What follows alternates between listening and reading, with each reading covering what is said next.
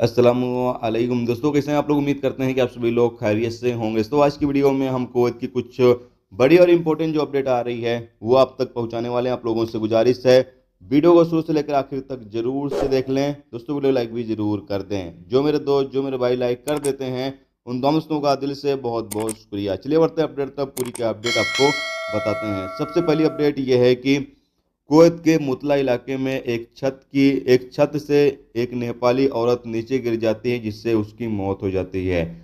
Ministry of interior की team को जब इस बारे में जानकारी मिली तो मिनिस्ट्री की टीम मौके पर पहुंची और पाया कि महिला की मौत हो चुकी है। महिला को फॉरेंसिक डिपार्टमेंट को सौंप दिया गया और आगे कानूनी प्रतिक्रिया जारी है। इसके अलावा अगली अपडेट यह है कि पीएसीआई की तरफ से अपडेट जारी करके बताया गया है कि 255 गैर मुल्कियों के सिविल आईडी पर मौजूद एड्रेस को डिलीट कर दिया गया है, नहीं हटा दिया गया है, क्योंकि उन्होंने या तो बिल्डिंग चेंज कर दिया या फिर उस जगह से वो हटकर कहीं दूसरी जगह पर रहने लगे और नया एड्रेस अभी तक उन्होंने रजिस्टर्ड नहीं किया है। तो यहाँ पर कहा यह गया है कि नया एड्रेस वो लोग जल्द से जल्द रजिस्टर्ड जरूर कर लें।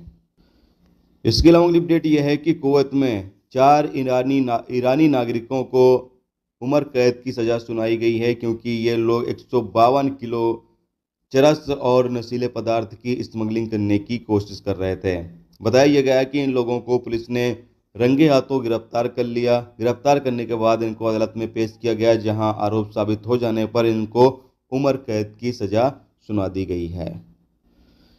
इसके अलावा अगली अपडेट यह है कि कुवैत के अंदर कुछ इलाकों में काफ़ी ज़्यादा ठंड पड़ने लगी है और ठंड को लेकर यहाँ पर मिनिस्ट्री की तरफ से कहा यह गया है कि कुछ रेगिस्तानी इलाके में ज़्यादा ठंड पड़ रही है, यहाँ तक कि बर्फ़ भी गिर रही है और पूरा बर्फ़ से जम जा रहा है, पानी तक जम जा रहा है। इस तरीके की कंडीशन है। और दोस्तों इस बार कुवैत में या बाकी अरब देशों में ठंड काफ़ी ज़्यादा पड़ रही है। तो कुवैत के आप किस इलाके में रहते हैं, वहाँ पर ठंड कितनी है, प्लीज़ कमेंट बॉक्स में अपनी राय का इजहार जरूर करें।